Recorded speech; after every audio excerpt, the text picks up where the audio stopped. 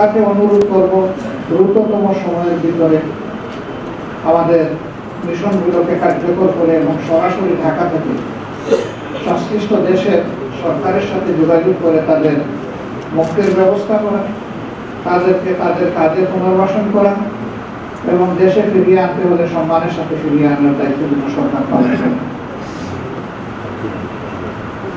আমরা গভীর বেদনার সাথে লক্ষ্য করেছি গত 15.5 বছর টানা এ জাতির এক এক করে সব অধিকার হরণ করা হয়েছিল। বাঁচার অধিকার,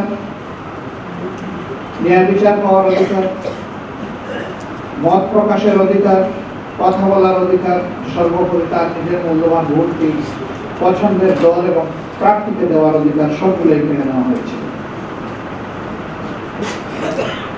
অনেক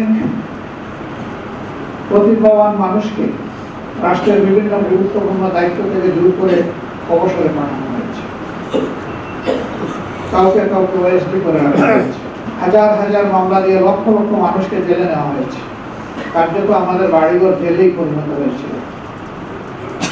জেলের ভিতরেও জেল, বাইরেও জেল, গোটা দেশটাই একটা কারাগারে পরিণত হয়েছিল।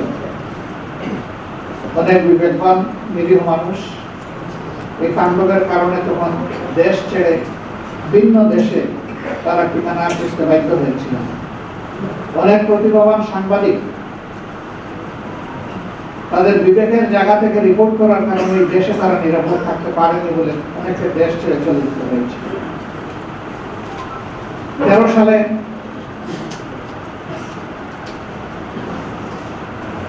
আমরা লক্ষ্য করেছি শাহবাগের কেন্দ্রস্থলে যে আসর বসানো হয়েছিল, দেশে চরম বিশৃঙ্খলা সৃষ্টি করা হয়েছিল। তখন দুইটা সরকার প্যারালাল চলছিল। একটা সরকার ছিল সংসদ কেন্দ্রিক, আর একটা ছিল শাহবাগ কেন্দ্রিক। শাহবাগের সরকারই সংসদীয় সরকারের চেয়ে ক্ষমতাবান হয়ে উঠেছিল। তাদের কথায় বাংলাদেশের জাতীয় পতাকা উঠত এবং নামত। জাতি বিস্ময়করভাবে এই সমস্ত বিশৃঙ্খলা লক্ষ্য করেছে এবং রাষ্ট্র থেকে পূর্ণ পৃষ্ঠপোষকতা দেওয়া হয়েছে। সম্মানিত বন্ধুগণ, এই সমস্ত প্রমাণ এবং স্কার নিয়ে এই জাতি বেঁচেছিল এবং প্রত্যেকটি অন্যায়ের বিরুদ্ধেই সোচ্চার হয়েছিল। আমরা ন্যায় বিচার সমৃদ্ধ একটি সমাজ চাই, বৈষম্যহীন একটা সমাজ চাই। সেই বৈষম্যহীন এবং ন্যায় বিচার সমৃদ্ধ সমাজ গড়তে হলে সুষ্ঠু নির্বাচনের মধ্য দিয়ে কাউকে না কাউকে এদেশের দায়িত্ব তুলে নিতে হবে হাতে। এই সুষ্ঠু নির্বাচনকে সামনে রেখে আমরা বর্তমান ইন্টারিম গভর্নমেন্টের কাছে দাবি জানিয়েছিলাম যে আপনারা কতিপয় গুরুত্বপূর্ণ বিষয়ে আপনাদেরকে সংস্কার সাধন করে সুষ্ঠু নির্বাচনের জন্য সমতল মাঠ তৈরি করতে হবে। এর জন্য একটি রোডম্যাপ দরকার। এরপরে আমরা বলেছিলাম যে সংস্কারের এই মৌলিক বিষয়গুলা সম্পন্ন হওয়ার সাথে সাথেই নির্বাচন অনুষ্ঠানের পদক্ষেপ আপনাদেরকে নিতে হবে। আবারও আমরা একই কথা তাদেরকে বলব। পাশাপাশি সুষ্ঠু নির্বাচনের অন্যতম মৌলিক দুটি বিষয় অঙ্গাঙ্গিভাবে জড়িত। একটি হচ্ছে রাষ্ট্রের সকল প্রাপ্তবয়স্ক নাগরিককে ভোটার তালিকায় অন্তর্ভুক্ত হওয়ার সুযোগ সৃষ্টি করে দেওয়া।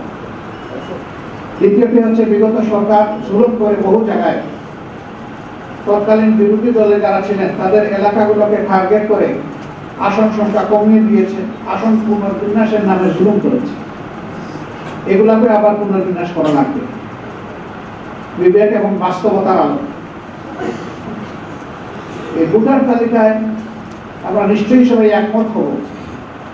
গত 3টি ভোট পর কোনো ভোটই না হওয়ার কারণে এদেশের মানুষ ভোটের প্রতি তাদের আস্থা হারিয়ে ফেলেছিল। অসংখ্য যুবক যুবতীর বয়স হয়েছে ভোট দেওয়ার, কিন্তু তারা ভোটার হওয়ার আগ্রহী তারা অন্তরে ধারণ করত না। যে যুব সমাজের মাধ্যমে পরিবর্তন এসেছে, অবশ্যই তাদের প্রতিটা ব্যক্তিকে এবার ভোটার তালিকায় অন্তর্ভুক্ত করতে হবে এবং তার জন্য প্রয়োজন হচ্ছে বাড়ি বাড়ি গিয়ে এই ভোটার তালিকা হালনাগাদ করা। এর জন্য যৌক্তিক যে সময় লাগবে সেটা অবশ্যই সরকারকে আমরা দেওয়ার পক্ষে। আমরা বিলম্বিত বা দীর্ঘায়িত সময় নয়, যৌক্তিক সময়টাই দিতে চাই। পাশাপাশি এবারকার এই যুদ্ধটা ফ্যাসিস্ট সরকারের বিরুদ্ধে শুধু দেশবাসী করে নাই, প্রবাসে আমাদের যে সমস্ত নাগরিকরা আছেন তারা সমান তালে আমাদের সাথে যুদ্ধ করেছেন। আমরা তাদের প্রতি শ্রদ্ধাশীল। তাদেরকে ভোটার তালিকায় অন্তর্ভুক্ত করতে হবে। তাদেরকে ভোটার তালিকায় অন্তর্ভুক্ত করার উদ্যোগ সংশ্লিষ্ট দেশের এমবেসির মাধ্যমে সরকারকে গ্রহণ করতে হবে। কেউ যদি দেশে এসে করতে চাইবেন, শুধু ভোটার তালিকায় অন্তর্ভুক্ত করার জন্য একজন নাগরিকের দেশে আসার প্রয়োজন নেই। বর্তমান আধুনিক প্রযুক্তির যুগে ওখানে থেকেই এটা সম্ভব। আমরা এও দাবি জানাই তাদেরকে যেন ভোটার তালিকা অন্তর্ভুক্ত করেই আগামী নির্বাচন সম্পন্ন করা হয়। প্রিয় দেশবাসী, দেশ যখন এই পরিবর্তনের পরে একটা ইতিবাচক ধারায় আগাচ্ছে, তখন আমরা লক্ষ্য করছি যে দেশকে অশান্ত করার জন্য পতিত স্বৈরাচার এবং তাদের দূষণ দেশে বিদেশে তার মাথা ছাড়া দিয়ে উঠেছে এবং তারা অনেকগুলা দুর্ঘটনা ঘটিয়ে এই সমাজকে অস্থির করতে চায়, অস্থিতিশীল করতে চায়। আলহামদুলিল্লাহ, বাংলাদেশের বিচক্ষণ দেশপ্রেমিক জনগণ ইতিমধ্যেই তাদের হাত বুঝতে পেরে তাদেরকে ব্যর্থ করে দিয়েছে। তাদের ষড়যন্ত্র আল্লাহ তাআলা ব্যর্থ করেছেন, এই জন্য আল্লাহর দরবারে শুকরিয়া আদায়। তাদের এই অপপ্রয়াস জাতিকে আরেকবার মজবুতভাবে ঐক্যবদ্ধ করে দিয়েছে। আমাদের প্রতিপক্ষ যদি এটা বুঝতে পারে যে এই দেশের মানুষ আর কারো কাছে অসহায়ভাবে আত্মসমর্পণ করবে না এবং কোনো চোখ রাঙানিকে ক্ষমা করবে না, তাহলে তাদের জন্য এবং আমাদের জন্য কল্যাণ করবে। আমরা একটা সুন্দর, শান্তিপূর্ণ, মানবিক দেশ চাই। আমরা একটা দুর্নীতিমুক্ত দেশ চাই। আমরা একটা জাস্ট সোসাইটি চাই, সুবিচারপূর্ণ একটা সোসাইটি চাই। এবং আমরা আমাদের যুবকদেরকে এদেশের উন্নয়নের কারিগর হিসেবে আমরা প্রতিষ্ঠিত হতে চাই। সমাজ পরিচালনার দায়িত্ব আমরা ক্রমান্বয়ে তাদের হাতে তুলে দিতে চাই। সেই বাংলাদেশ গঠনে, এমন একটি নতুন বাংলাদেশ, মানবিক বাংলাদেশ গঠনে আমরা নারী পুরুষ নির্বিশেষে সকলের প্রতি সম্মান রেখে সকলকে মর্যাদার আসনে প্রতিষ্ঠিত করার লক্ষ্যে আমাদের যে প্রয়াস, সেই প্রয়াসে আমরা দেশবাসীর পরামর্শ চাই, দোয়া চাই, ভালোবাসা চাই, সমর্থন চাই, পাশে চাই, সাথে চাই। আমরা আশাবাদী প্রিয় দেশবাসীর সহযোগিতা করে ইনশাআল্লাহ একটা কাঙ্ক্ষিত বাংলাদেশ গঠন করা সম্ভব হবে।